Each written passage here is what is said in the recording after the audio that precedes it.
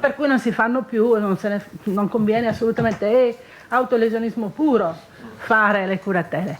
Però da un punto di vista, diciamo così, del lavoro di rete, che serve invece per mettere insieme tutti i pezzi, per dare un senso compiuto a un percorso che peraltro non è solo mio, no? È un percorso che è stato fatto con tutti quelli che hanno contribuito al lavoro e che continuano ancora a contribuire al master, alla master school, a noi che da 18 anni facciamo questo percorso.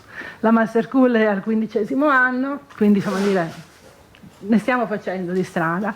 Ecco, siamo al numero 9, e per un periodo non ne abbiamo più fatti proprio perché ci voleva la vocazione al martirio per continuare a fare questo tipo di lavoro, insomma, però a un certo punto mi sono decisa l'anno scorso a dire vabbè, è una scelta, no?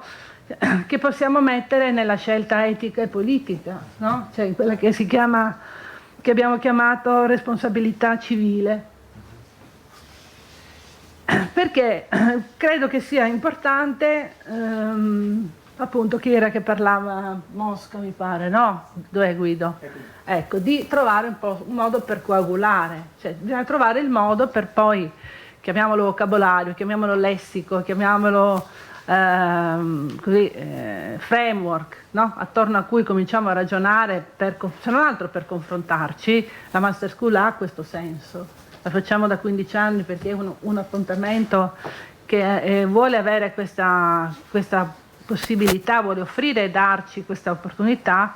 Ecco, c'è bisogno di qualcuno che lo faccia, no? Ecco, quindi vabbè, mi è andata così, voi o non voi, diciamo, questo è più o meno il ruolo che mi sono data o mi hanno dato, mi è stato dato, ma poi questo si vedrà. Quindi comunque personalmente io la interpreto come un dono,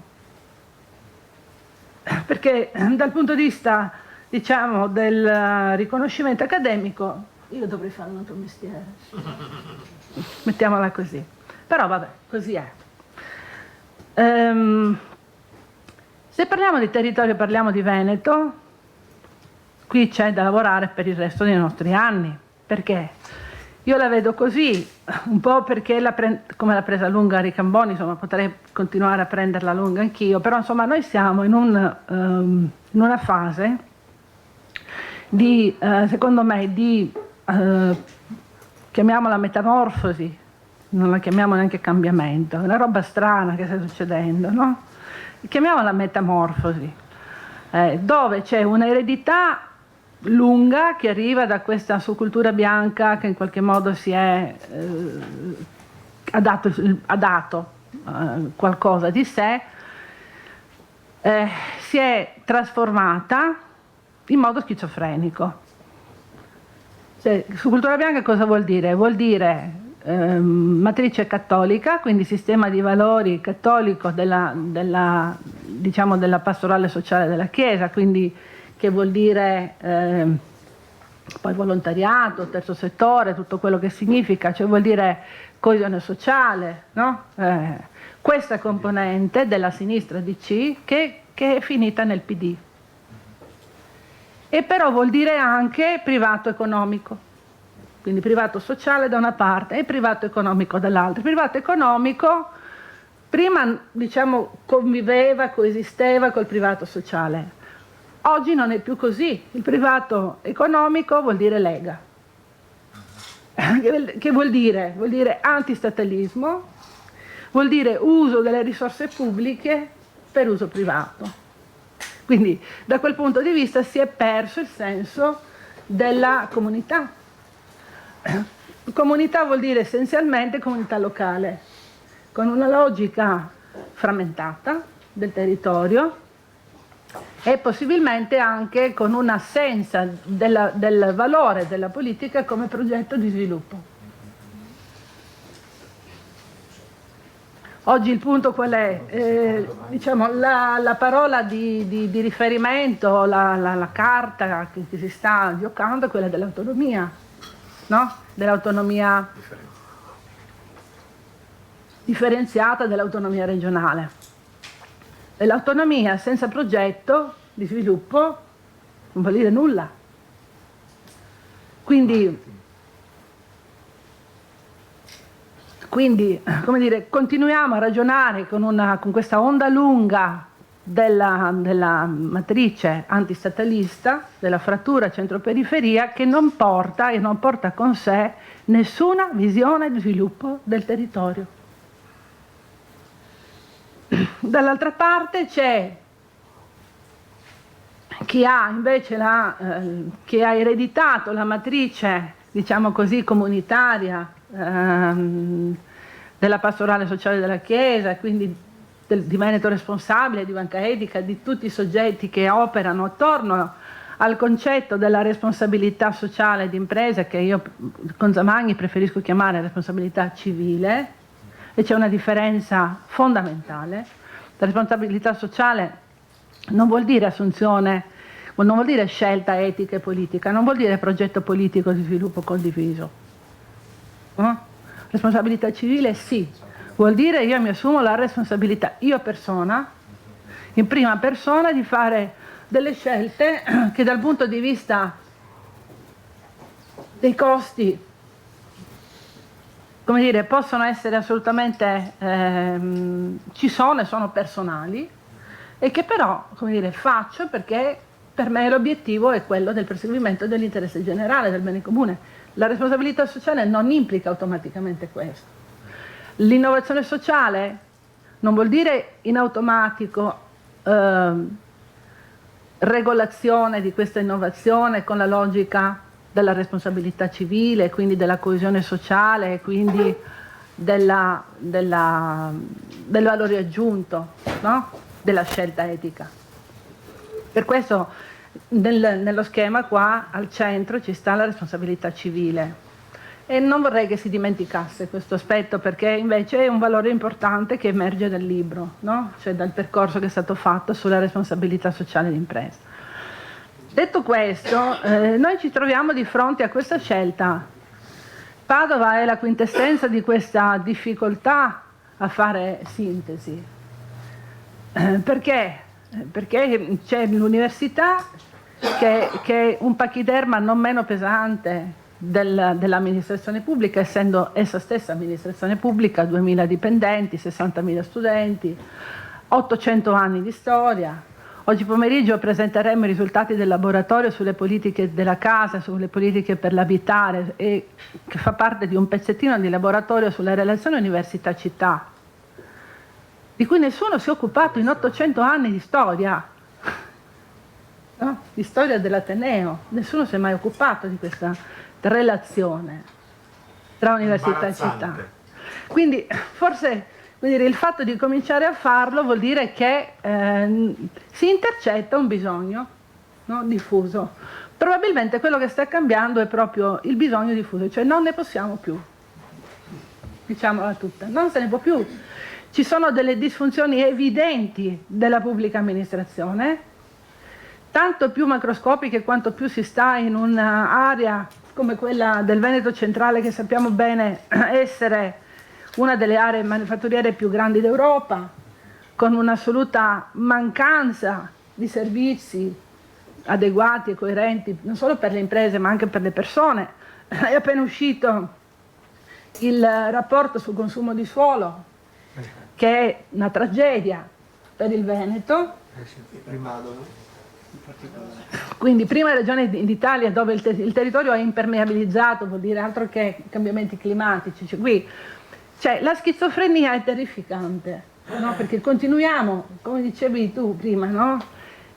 La mattina dischiamo delle cose, cioè le facciamo male, le facciamo frustranti, in modo frustrato, diciamo ma che senso ha? E poi la sera torniamo a casa e diciamo beh, qua bisogna che ci troviamo una soluzione per farle diversamente, e facciamo volontariato. Cioè, questo succede anche dentro l'università, non solo fuori. No. Quindi, come dire, il percorso che abbiamo proposto e che in questo libro in qualche modo abbiamo provato anche così a fissare, poi come tutte le cose fissate, poi dopo un po' quando le rileggi dici mamma mia mi sono dimenticata tante cose che avrei potuto aggiungere, però credo che abbia questo senso fondamentalmente, cioè bisogna prendersi la responsabilità di dire che cosa è che non va, che cosa dovremmo cambiare per fare meglio quello che facciamo, cominciando ognuno dal proprio ruolo, dalla propria posizione, no? Questo è scomodo, cioè produce ansia, produce stress, però probabilmente se invece si decide in modo condiviso, cioè se si socializza questo disagio, no? Si comincia a ragionare appunto di politica come progetto o come coprogettazione, forse ne usciamo. Questa è la ragione per cui vi faccio solo vedere una slide, perché l'avevo preparata ma poi non è il caso di presentarla. Sei pure tranquillo. Ecco, se generare e mettere al mondo un valore nuovo, e questi sono gli elementi che ci consentono di poter ragionare in termini generativi, no? Che vuol dire poi essenzialmente intraprendenza con senso di responsabilità, attivare processi partecipativi, costruire alleanze per generare fiducia, perché questo è un punto fondamentale. Senza la fiducia non si produce nessuna rete, non si produce nessun valore aggiunto. Valorizzare persone e luoghi, la resilienza flessibile, la capacità di adattamento ai contesti e soprattutto un cambiamento nella metrica con cui si valutano i risultati, i famosi indicatori. No? Il fatto che arrivino tanti turisti non vuol dire che Padova è una città accogliente verso il turismo, no? Cioè che cosa fa, che cosa sta facendo Padova per mettere in rete tutte le sue potenzialità e offrire, verso l'esterno un'idea, un'immagine, una potenzialità di città turistica. È sintomatico che, parlando di turismo sostenibile, l'Ateneo ha scoperto si è chiesto chi all'Università di Padova si sta occupando di turismo sostenibile e sono venuti da me. Giorgio, te lo sto dicendo sono venuti da me, ma io non mi occupo di turismo, io mi occupo di politiche di sviluppo. Allora hanno proprio sbagliato. No, sì, grazie, sono felice, però voglio dire, questo vuol dire che il modo con cui si affronta il tema, no, del turismo, che è l'economia del turismo, che è, non lo so, beni culturali, no, tutto quello che si può sapere nel pelo contro pelo della Cappella degli Scrovegni, di Giotto, tutto quanto, non è quello che serve. Quello che serve è la rete, cioè mettere in rete tutte queste cose e proporle al territorio, al comune, al mondo in un'altra forma. Ok? E questo l'università non lo fa. Gianni, non è un problema di comunicazione, è un problema accademico, cioè è l'accademia che non è fatta per ragionare in rete. Punto, è così. Cioè, vuol dire, prendiamone atto. Però che cosa vuol dire? Che non facciamo niente? No, vuol dire che noi facciamo il master in governance delle reti di sviluppo locale, lo facciamo da 18 anni, ha questo senso, cioè quello di formare una nuova figura professionale. Tu l'hai chiamata, com'è che ti sei definito? Innovation Manager? Non lo ricordo più. Open Innovation Manager, mi piace. Noi la chiamiamo Manager diretta per lo sviluppo. Ed è una figura professionale che da 18 anni, con percorsi ovviamente a ostacoli, ma insomma cerchiamo di proporre e sono convinta che questa sia la strada, anche se ogni anno abbiamo sempre il problema che non sappiamo se raggiungiamo il numero minimo di iscritti, quindi siamo nella fase promozionale in cui adesso da qui al 2 di ottobre sono le iscrizioni aperte, quindi come dire, però investire sulla formazione delle persone, visto che le reti le fanno le persone, e io credo è la strada, non ne abbiamo altre in questo momento, no? Ecco perché diventa così importante mettere insieme le cose e dargli una forma, no? Anche in termini di condivisione, perlomeno di linguaggi, di obiettivi. Parlo del turismo, potrei parlare della relazione università-città, cioè di tutte le politiche di sviluppo che riguardano il Veneto e la città. Allora, il problema qual è? che probabilmente non è solo un problema di pubblica amministrazione, sicuramente la pubblica amministrazione è una palla al piede, così come è vissuta in Italia, è uno dei problemi che frena lo sviluppo, senza dubbio, però la politica ci mette del suo. La politica come scambio di interessi non porta da nessuna parte. La politica che guarda il ciclo politico nel breve periodo e che non ha sguardo lungo, non ci porta da nessuna parte. Cioè, io penso che la soluzione possa essere pensata, essere immaginata come immaginando la politica come progetto di sviluppo, ma il politico come imprenditore, non il politico come imprenditore, lo diceva Bisaglia nell'intervista di Diamanti negli anni '80, io dico imprenditore sociale. Se provatevi a immaginare un politico che ragiona con la logica dell'imprenditore sociale, che poi vuol dire innovazione sociale, vuol dire pastorale sociale della Chiesa, cioè vuol dire quella parte della matrice veneta che c'è, che è rimasta in sordina, che ancora non si capisce dove è andata a finire, poi io la vorrei tirare fuori, no? E questo è un po' il tentativo, lo sforzo che stiamo cercando di fare anche con questo master alla fine, no?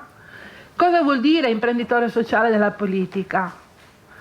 Vuol dire definire e perseguire strategie di sviluppo sostenibile di lungo periodo, costruire consenso attorno a decisioni da prendere, generare coesione sociale nella prospettiva della sostenibilità dello sviluppo, nelle componenti però non solo ambientale, economica, sociale, ma anche politica e istituzionale, perché se non c'è sostenibilità politica e se non c'è sostenibilità istituzionale non andiamo avanti.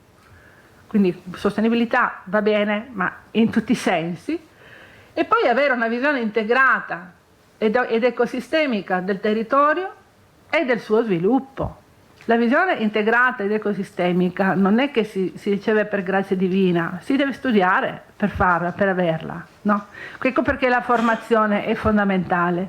E la differenza tra avere e non avere una visione integrata è questa. Cioè, il sistema è diverso dalla somma delle sue parti. Se noi non riusciamo ad adattare una visione sistemica del territorio, cioè mettendo insieme tutti i pezzi, anche dentro l'università, dove continuiamo ancora a ragionare per settori scientifico-disciplinari in maniera patologica, la soluzione non c'è. Non c'è un'altra strada, no? E quindi la difficoltà di fare rete, che può sembrare, come dire, così, una roba a cui rassegnarsi, ecco, io non mi rassegno, cioè penso che sia fondamentale invece farlo. Se siamo qui probabilmente tutti la pensiamo così, quindi vuol dire che bisogna trovare le energie e forse anche le motivazioni giuste per continuare a farlo. Quindi iscrivetevi al master e l'anno prossimo saremo ancora tutti qua.